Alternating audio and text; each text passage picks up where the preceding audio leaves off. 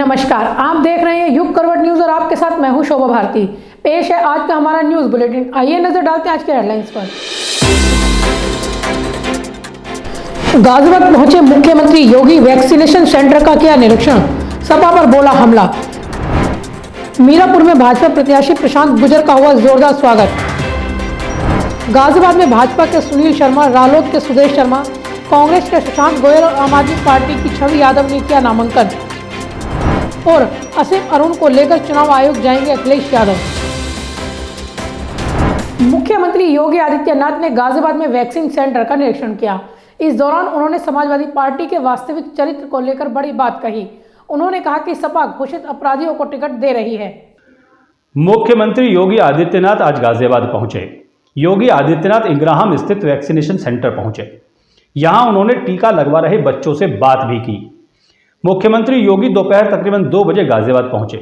इंग्राम में व्यवस्थाएं परखने के बाद योगी संतोष अस्पताल आए। यहां योगी ने स्वास्थ्य विभाग के अधिकारियों से जानकारी ली।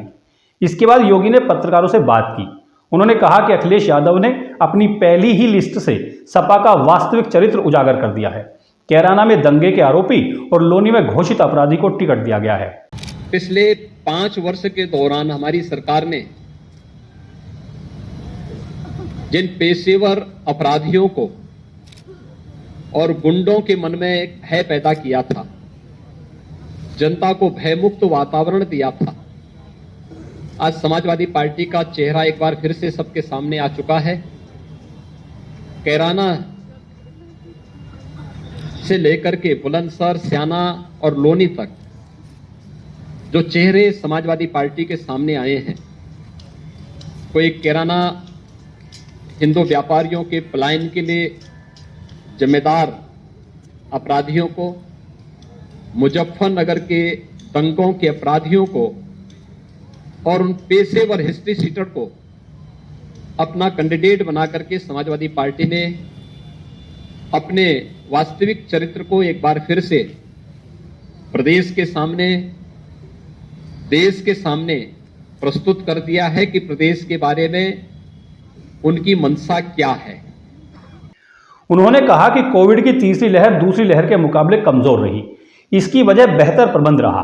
कोविड को कंट्रोल करके प्रधानमंत्री मोदी के नेतृत्व में जीवन और जीविका को बचाया गया है। उत्तर प्रदेश के अंदर कोरोना प्रबंधन के इस कार्यक्रम को हम लोगों ने प्रथम और द्वितीय वेव के दौरान सफलतापूर्वक न केवल इस सदी की सबसे बड़ी महामारी को नियंत्रित करने में सफलता प्राप्त की थी, बल्कि कोविड प्रबंधन का एक मॉडल भी देश के अंदर खड़ा करने में सफलता प्राप्त की थी। स्वास्थ्य विशेषज्ञों ने जो एक आशंका व्यक्त की थी कि अगस्त सितंबर 2021 में कोरोना की 3rd वेव आएगी और आशंका व्यक्त की थी कि जो 2nd वेव की तुलना में ज्यादा खतरनाक होगी, वह बेहतरीन कोविड प्रबंधन के माध्यम से न केवल देश में बल्कि उत्तर प्रदेश में भी पूरी तरह नियंत्रित रही। योगी ने कहा कि 10 मार्च के बाद भाजपा सरकार बनते ही अपराधियों के खिलाफ एक बड़ा अभियान चलाया जाएगा। ब्यूरो रिपोर्ट, युग करवट। नॉमिनेशन का आज चौथा दिन था। आज भारतीय जनता पार्टी के सुनील शर्मा और सपा गठबंधन के सुदेश शर्मा ने नामांकन किया। सुनील साहिबाबाद से तो सुदेश मोदीनगर से चुनाव लड़ रहे हैं। नामांकन के चौथे दिन विधानसभा चुनाव लड़ने के लिए पर्चा दाखिल करने की गति तेज हो गई है। साहिबाबाद विधानसभा क्षेत्र से भाजपा प्रत्याशी सुनील शर्मा, मोदीनगर सीट से रालोद और सपा गठबंधन प्रत्याशी सुदेश शर्मा और गाजियाबाद विधानसभा सीट से कांग्रेस के प्रत्याशी सुशांत गोयल ने नामांकन दाखिल किया। साहिबाबाद सीट से भाजपा ने पूर्व विधायक सुनील शर्मा के नाम पर मोहर लगाई है। सुनील शर्मा सुबह कलेक्ट्रेट पहुंचे और नामांकन पत्र दाखिल किया। उनके प्रस्तावक और अनुमोदक के रूप में महानगर अध्यक्ष संजीव शर्मा और प्रेम त्यागी पहुंचे। मोदीनगर विधानसभा सीट पर पूर्व विधायक सुदेश शर्मा ने रालोद और समाजवादी गठबंधन के प्रत्याशी के रूप में नामांकन किया। प्रस्तावक और अनुमोदक अरुण तोमर और सुनील बिंदल रहे। मैं ये अपील करना चाहूँगा अपने युवा साथियों सबसे पहले कि मैं एक युवा हूँ, मुझसे कनेक्शन उनका अच्छा बनेगा और वो मुझसे जब चाहे जिस तरह मेरे पिताजी काम करा करते थे मैं उसी तरीके से उनके लिए हमेशा वही रहूँगा। और क्षेत्र की जनता कभी हमेशा मुझे कोई नेता नहीं माने, मुझे अपना बेटा माने, बेटे की तरह काम करूँगा। भारतीय जनता पार्टी की सरकार ने माननीय योगी जी के नेतृत्व में पूरे प्रदेश में ऐतिहासिक विकास के कार्य किए। उसी श्रृंखला में साहिबाबाद विधानसभा क्षेत्र में भी ऐतिहासिक कार्य हुए। पिछले 5 वर्षों में 2 वर्ष कोविड काल रहा, लगभग 3 वर्ष ही ठीक से काम करने के लिए हमें और हमारी सरकार को मिले। उसके बाद उसके लिए हम कह सकते हैं, चुनौतीपूर्वक कह सकते हैं कि हमारे 3 साल में करे गए विकास कार्य पिछले 15 वर्षों में जो सपा और बसपा की सरकार रही है उनसे कई गुना ज़्यादा। हम विकास के बल पर, हम सुशासन के बल पर, हम अपराधियों का खात्मा किया गया है, दंगा रहित प्रदेश बनाया गया है। एक शांतिपूर्वक विकास की गति तभी बढ़ती है जब प्रदेश में अमन चैन और शांति हो। एक भी दंगा हमारे शासन में नहीं हुआ। अपराध मुक्त, भ्रष्टाचार मुक्त शासन दिया है और आस्थाओं का सम्मान किया है। हमारा मुद्दा है विकास, हमारा मुद्दा है सुशासन, हमारा मुद्दा है आस्थाओं का सम्मान, अपराधियों का खात्मा, माफियाओं का सुप्रसाद। जो राष्ट्रीय स्तर पर जो हमारा मुद्दा है पार्टी का, उसी विचारधारा को लेते हुए कि सबको समान रूप से शिक्षा प्राप्त होनी चाहिए। और शिक्षा में बहुत ज़्यादा विभेद है और स्वास्थ्य सुविधाएं हों उनमें भी बहुत ज़्यादा विभेद है। भारत के हर व्यक्ति को समान रूप से शिक्षा मिलनी चाहिए और समान रूप से उसको जो स्वास्थ्य सेवाएं मिलनी चाहिए। ये हमारे राष्ट्रीय मुद्दे हैं, ये हमेशा रहेंगे जब तक जो भारत के अंतिम छोर के व्यक्ति तक हम इस शिक्षा और स्वास्थ्य को सुचारू रूप से नहीं पहुंचवा देते। शहर सीट पर पूर्व सांसद दिवंगत नेता सुरेंद्र प्रकाश गोयल के पुत्र सुशांत गोयल को कांग्रेस पार्टी ने उम्मीदवार बनाया है।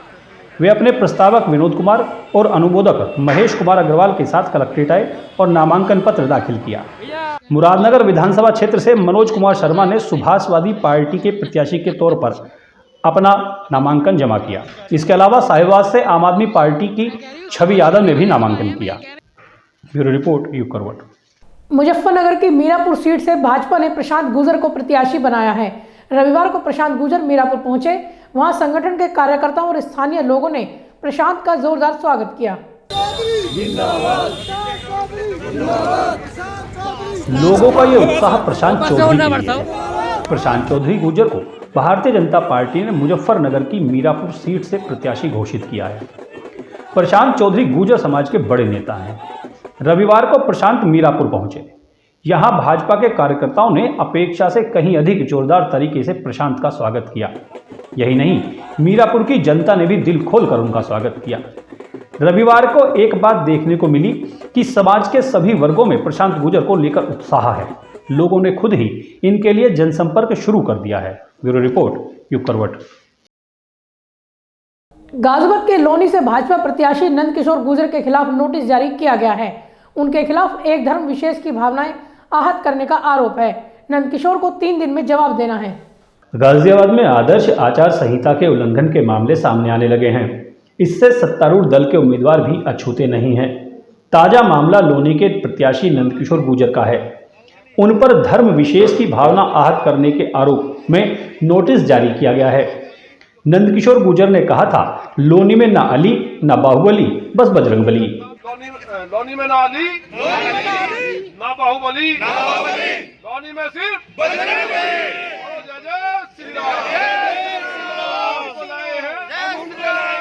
इसलिए लोनी में सिर्फ बजरंगबली। इसी बयान पर प्रशासन ने उनको नोटिस जारी किया है, जिसका जवाब 3 दिन में देना होगा। अपने बयान पर नंदकिशोर गुजर ने सफाई भी दी है। मुझे जानकारी आई है और जो उसमें लिखा है नोटिस में, तो मैं बजरंगबली का भक्त हूँ, इसलिए वो मेरा आस्था का विषय है। और जहाँ तक अली की बात है, तो जो मोहम्मद अली जिन्ना था उसने जो कत्लेआम कराया था, देश का बंटवारा किया था, उस संबंध में हमने बात कही है। और जो बाहुबलियों के लिए जो माननीय चुनाव आयोग का जो निर्देश है कि बाहुबली जो है उनको टिकट नहीं मिलना चाहिए था, तो उन्हीं बाहुबलियों हमारे यहाँ एक बाहुबली को टिकट दिया गया है। उसी के संदर्भ में हमने कोई बात कही है, उसका किसी धर्म से किसी और दूसरे अन्य परिप्रेक्ष्य में उसका अर्थ लिया जाना गलत है। नंदकिशोर गुजर अक्सर अपने बयानों को लेकर चर्चा में रहते हैं। वो अपनी ही सरकार के खिलाफ विधानसभा में धरने पर भी बैठ गए थे। ब्यूरो रिपोर्ट यूग करवट। लोनी के टीला कोठी के पास शहीद का एक होर्डिंग लगा है। प्रशासन ने इस होर्डिंग को सफेद रंग से पोत दिया है। फोटो कारगिल के शहीद देशराज मावी का है। लोग इसे शहीद का अपमान बताकर नाराजगी जता रहे हैं। इस होर्डिंग पर कारगिल शहीद की फोटो थी, जिसे प्रशासन ने सफ़ेद रंग से पोत दिया है। ये होर्डिंग लोनी क्षेत्र में लगा है। टीला कोठी पर लगे होर्डिंग पर कारगिल शहीद देशराज मावी का फोटो लगा हुआ था। शायद चुनाव आयोग के नियमों के तहत होर्डिंग को पोत दिया गया है, क्योंकि इस पर एक प्रधान का भी फोटो था। मगर प्रशासन की इस कार्रवाई से क्षेत्र के लोगों में नाराजगी है। लोग कह रहे हैं कि शहीद की फोटो को बचाया जा सकता था। लोग इसे प्रशासन द्वारा किया गया शहीद का अपमान भी बता रहे हैं। शहीद देशराज मावी की तस्वीर संसद में भी है। शायद इसीलिए लोग इस कार्रवाई से ज़्यादा आहत हैं। ब्यूरो रिपोर्ट, यूं करवट। समाजवादी पार्टी के अध्यक्ष अखिलेश यादव रिटायर्ड आईपीएस अरुण असीम की भाजपा में ज्वाइनिंग को लेकर नाराज हैं। उनका कहना है कि असीम के साथ काम कर चुके अधिकारी भाजपा के कार्यकर्ता के रूप में काम कर सकते हैं। अखिलेश इसके खिलाफ चुनाव आयोग भी जा रहे हैं। रिटायर्ड आईपीएस असीम रिजवी को लेकर सपा अध्यक्ष अखिलेश यादव भाजपा पर हमलावर हैं। असीम रिजवी ने हाल ही में बीआरएस लेकर भाजपा ज्वाइन की थी।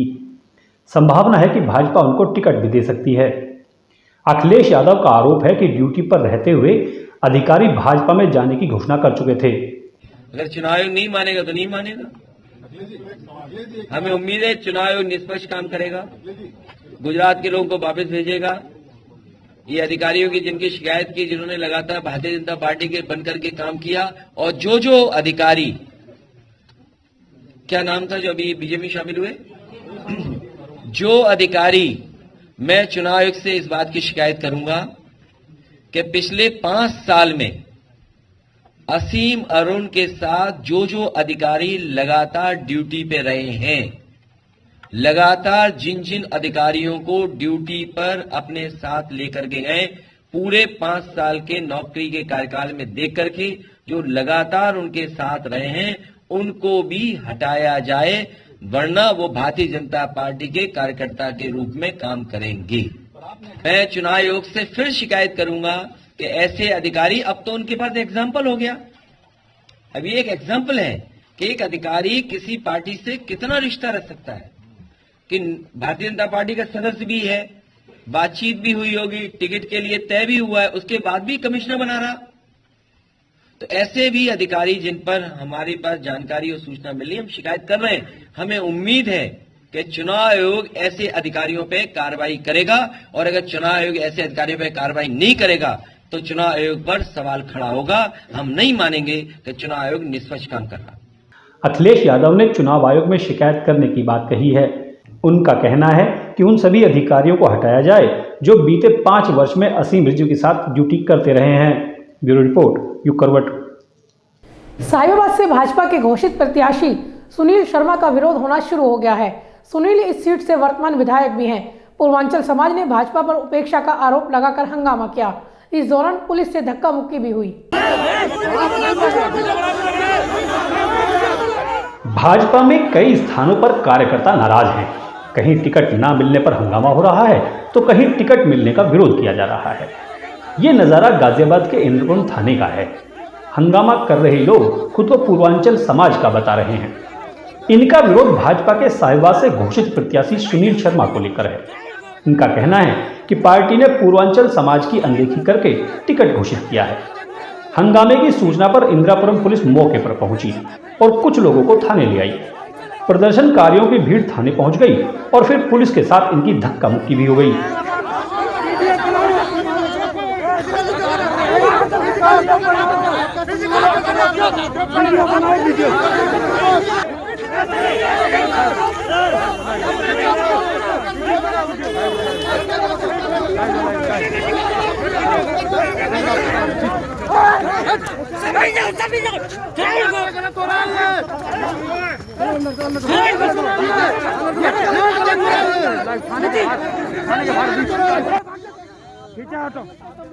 साहिबाबाद से भाजपा उम्मीदवार सुनील शर्मा की मुश्किलें बढ़ी हुई हैं। यहां से सच्चिदानंद पोखरियाल और सपना बंसल निर्दलीय चुनाव लड़ने की घोषणा कर चुके हैं। ब्यूरो रिपोर्ट, यूं करवट। मेरठ के भाजपा कार्यकर्ताओं ने भी हंगामा किया। इन लोगों ने भाजपा के राष्ट्रीय अध्यक्ष जेपी नड्डा के आवास पर प्रदर्शन किया। ये लोग सुरेश भराला का समर्थन और लक्ष्मीकांत वाजपेयी का विरोध कर रहे थे।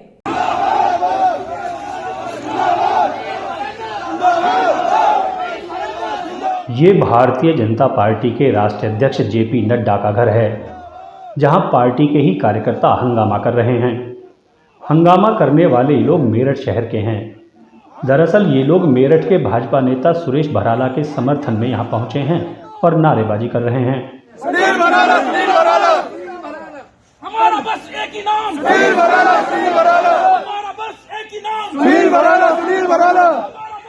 भराला के समर्थक भाजपा के पूर्व प्रदेश अध्यक्ष लक्ष्मीकांत वाजपेयी पर आरोप लगा रहे हैं। हालांकि जेपी नड्डा से इनकी बात नहीं हो पाई।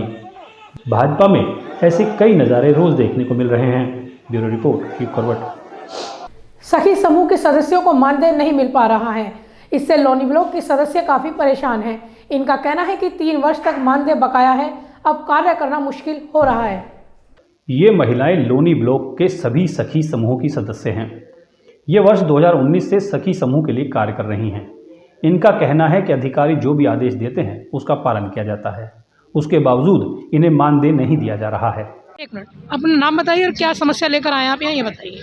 मेरा नाम निशा शर्मा है। मैं समूह सखी हूँ। लोनी ब्लॉक में समूह सखी के पद पर 3 साल से काम कर रही हूँ, ठीक है। और मैं मतलब 12 समूह देख रही हूँ अपने यहाँ पे। हमें मतलब 3 साल से आज तक एक भी पैसा नहीं मिला है। जब भी हम जाते हैं ब्लॉक पे अपने किराए से जाते हैं, हमें कोई वहाँ पे किराया नहीं मिलता, बल्कि जो फोटोकॉपी भी कराते हैं वो लोग कि आज इस कागज़ की फ़ोटोकॉपी करानी है, कम से कम भी कितनी फोटोकॉपी हमने आज लोग की दे दी होंगी, वहाँ पर जमा कर दी होंगी। आज आप आई हैं विकास भवन में, किसी से मुलाकात हुई, किसी ने कुछ कहा, बताया? कोई नहीं मिला यहाँ पे, तो हमारी अभी सुनवाई हुई नहीं है यहाँ पे। मैडम क्या है ना, मतलब ऐसा है, उन्होंने हमें अधिकारियों ने ये बताया था कि प्रतिवेदन देना पड़ेगा भर के। तो प्रतिवेदन का अगर हमें वो पहले से बताते तो हम लोग पहले से देते। अब 3 साल का इतना प्रतिवेदन हम लोग कहाँ से देंगे, कैसे देंगे? तो पहले भी दे चुकी हैं, कुछ दीदियाँ हमारी ऐसी हैं जो पहले भी दे चुकी हैं और कहते हैं कि नहीं दोबारा दो, दोबारा से दो। तो सखी समूह की सदस्य राशन वितरण, रसोई, मास्क सिलाई का कार्य करती हैं। इनका कहना है कि इस काम का भी पैसा इन्हें नहीं दिया जाता। नाम है आपका और क्या समस्या लेकर आए हैं आप लोग यहाँ? मेरा नाम पूनम है और मैं समूह सखी के मानसिक वेतन के लिए समस्या लेकर आई हूँ, जिससे कि हमें बहुत 3 साल से हम वर्ष कार्य कर रहे हैं, तो हमें उसका मानदेय नहीं मिला है। और हमारे गांव में जितनी भी समूह सखियाँ अपने कार्य बहुत अच्छे से करती हैं। जब भी हमें बुलाया जाता है हम जाते हैं। किराया 3 साल से आप कह रही हो मानदेय नहीं मिला। 3 साल में कितनी बार आप शिकायत कर चुके हो अधिकारियों से और क्या सुनने को मिला है अभी तक? हमने लोनी ब्लॉक में हमने अपना करा है। लोनी ब्लॉक जब भी कहते हैं, जब ये कहते हैं कि हाँ देंगे, कब देंगे ये नहीं पता, बस ये बोलते हैं मिलेगा। सखी सदस्यों का कहना है कि गरीब महिलाओं के कागज भी अपनी जेब से बनाने पड़ रहे हैं, उसके बाद भी प्रतिवेदन मांगा जा रहा है। ब्यूरो रिपोर्ट, युग करवट। तो फिलहाल आज के लिए इतना ही। गाजियाबाद और आसपास की खबरों के लिए देखते रहिए युग करवट और विस्तार से खबरों को जानने के लिए पढ़िए युग करवट न्यूज़पेपर। सब्सक्राइब कीजिए युग करवट। नमस्कार।